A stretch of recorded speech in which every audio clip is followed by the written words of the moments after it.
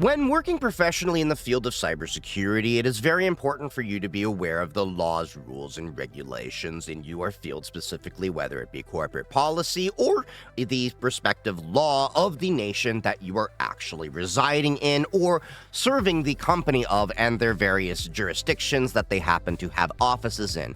And that is why it is extremely concerning when I put all of my politics aside that right now Donald Trump has undone the Cybersecurity Review Board, which was an expansion by Joe Biden upon the Cybersecurity Infrastructure Safety Agency, which Donald Trump actually created himself, and I did applaud him many years ago for creating. But this board was designed by Joe Biden to further look into cyber incidents because, as many of you are aware, before this board came in, incidents would happen, and then most of the time we just kind of go, yeah, Equifax, yeah, they got compromised. Apparently it's by a state actor.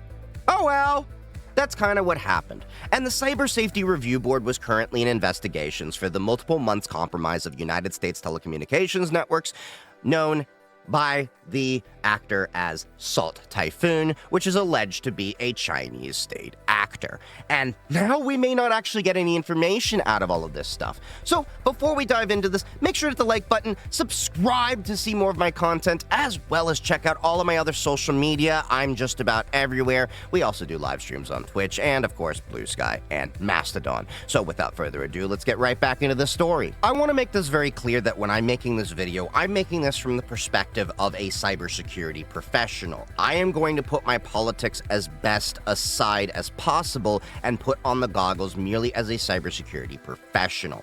While, yes, you may go about my social media and say I'm not a fan of Donald Trump, you can also go around and see I've not been a fan of pretty much every politician that exists. I don't believe in sacred cows when it comes to politicians and understand that they are humans, capable of making mistakes, but they can also make good choices if given the best guidance. Originally, the Cybersecurity Infrastructure Security Agency began in 2007 as the Department of Homeland Security National Protection and Programs Directorate, but for the most part it was kind of unknown, and for the most part in the cybersecurity world kind of a joke and just kind of, the circle jerk equivalent of government saying they're doing something. I don't know how to politely go about saying that, except that's what it was.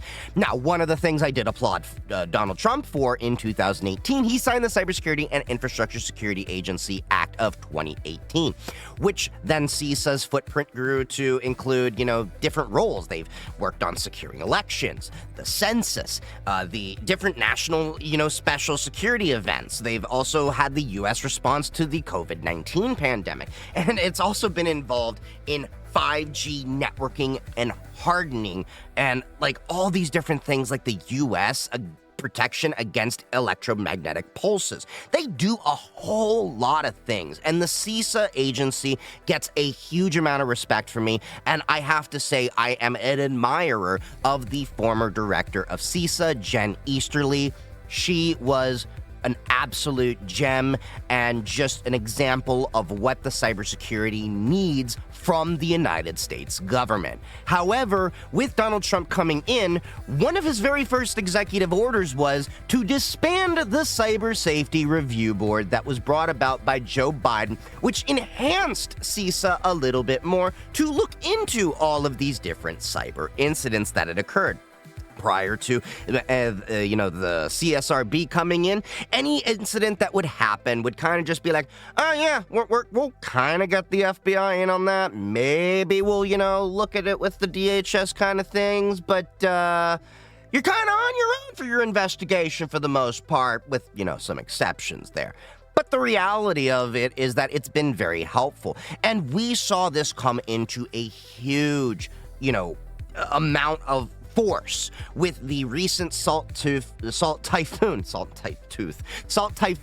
compromises with the United States telecommunications networks, where there was, I think it was at least 9 different networks that were all compromised by state actors, and the FBI and CISA had to make a joint statement saying that United States citizens should be using end-to-end encrypted applications for their messaging, which made the the FBI completely do a complete 180, knowing their history, where they were completely against United States citizens having the tools to better protect themselves, having gone after Apple for wanting to encrypt their messaging, having want to go after Apple for encrypting their backups as well, and thinking that, we need access to this stuff to go catch the bad guys, giving the fallacious fallacy of, well, if you have nothing to hide, you have nothing to fear. But the reality is that everyone has something to hide, because we all have sensitive information,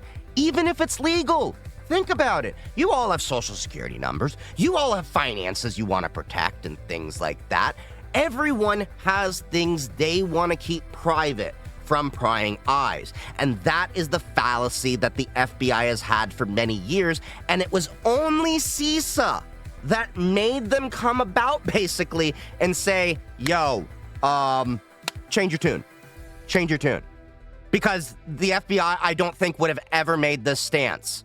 The FBI has had the position of, if you're using encrypted software, you must be doing something bad. When in reality, in the cybersecurity space, we have been saying for years, just because you make a backdoor for yourselves and say that's a good thing, doesn't mean that backdoor themselves can be exploited for bad guys. Which ironically is what happened with the United States telecommunication networks being compromised, is apparently they use the same backdoors law enforcement uses so that they got into their networks.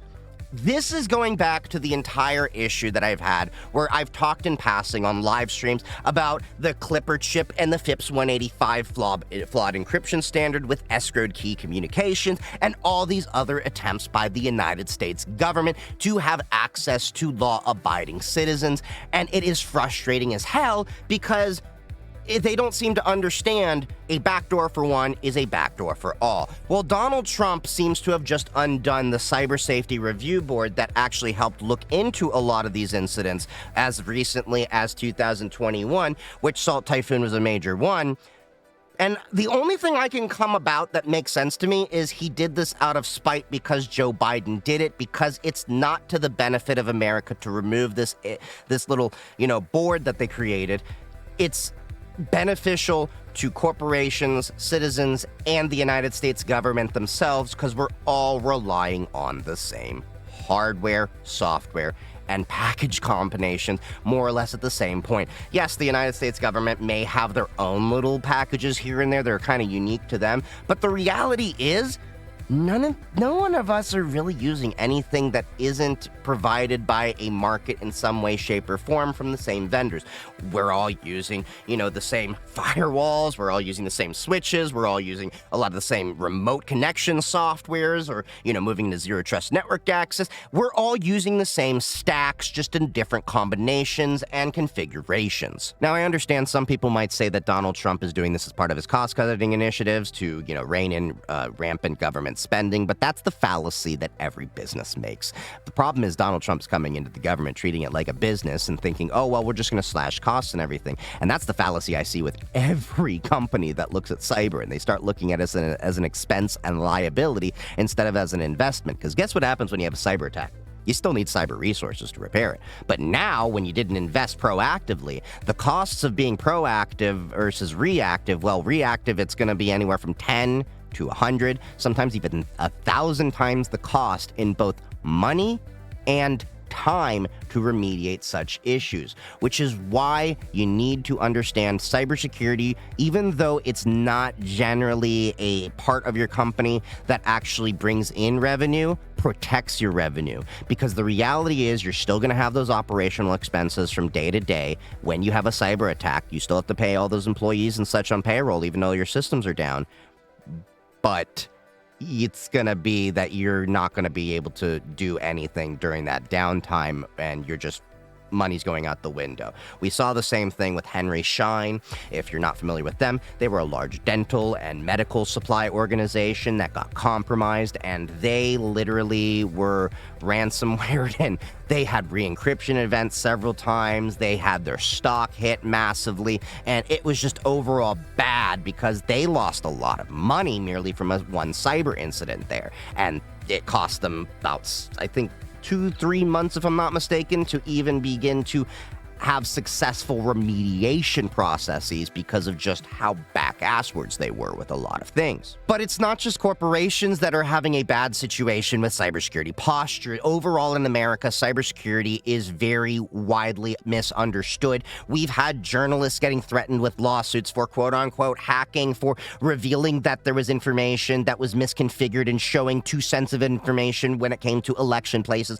We've even had situations where cities got entire compromises and then instead sued the ethical hackers that were trying to disclose how bad the information was. In this situation here, which you can go find more information about, I've had multiple videos talking about this, Connor Goodwolf had actually analyzed the information that was leaked by hackers, which actually had led to several police officers having their bank accounts compromised. Undercover police officers had their information leaked. Anyone who visited City Hall apparently had their information leaked. It was a really bad situation because the city did not take a cyber security posture approach from the beginning properly, and the company that they hired didn't know how to do cybersecurity properly, because when they downloaded the files, Ginther actually gave the BS answer of, well, the information was mostly corrupt or incorrect because the agency that had actually, the company or whatever that they hired to do it didn't know how to use Tor properly, and instead downloaded multiple 100-gigabyte files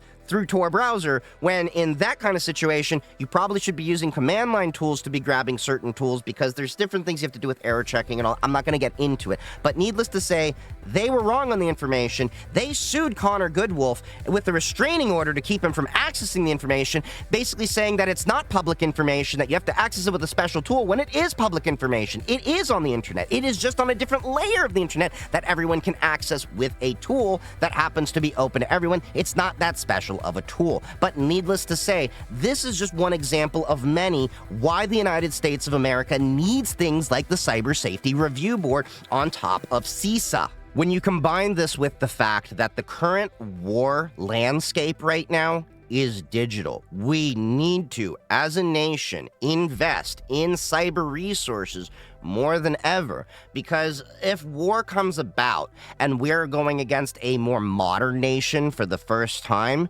we're going to see attacks that are very different, because no longer do they physically have to come onto our shores and be able to attack us at our infrastructure. All they have to do is pinpoint a few weaknesses and be able to take advantage of that. For example, it's a well-known open secret that America's electric grid is pretty much our Achilles heel. That is why there have been so many attacks on the electric grid, people, and that is one of many things we need to consider.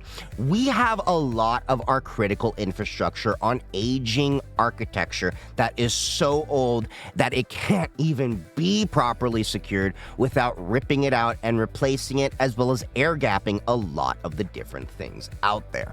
So I don't see this as a benefit at all to the United States of America by repealing the Cyber Safety Review Board through Joe Biden's executive order. I don't see how this is going to have any benefit to the United States overall. And again, I'm saying this as a cybersecurity professional, indifferent right now to the political situation right now. I'm looking at this professionally as to how this is going to impact us. However, the reality of the situation is that Donald Trump has basically taken his political views, because the prior CISA head actually in 2020 rebutted Donald Trump's attempts at saying that the election was compromised and rigged and stolen, and his own appointed CISA head said, no, the elections were free and fair. Donald Trump fired him before the end of Donald Trump's presidency as of retaliation, and Jen Easterly has left CISA in advance of Donald Trump's administration. Currently, it is a vacant position, and it will be extremely interesting to see who fills those shoes and if they even are worthy of the respect of the cybersecurity community. Because if we have an extremely politicized candidate that doesn't know their ass from a TCP packet in the ground, I will not be able to trust that agency, and that is the sentiment from a lot of cybersecurity professionals. We don't care who is the president in office when it comes to the cybersecurity defenses of this country or where our respective employers are. We care about effective results. Just like Donald Trump keeps saying he's against DEI and wants to see merit, that's the same thing we see in cybersecurity. We don't care about your background. We care about your skills and your capability to do the job at any given level. That's about all I have to say right now. I just wanted to have this quick chat right now about my concerns, and we'll talk a little bit more about how this will progress and evolve over time. Thank you all for joining me. Stay safe out there, and happy hacking.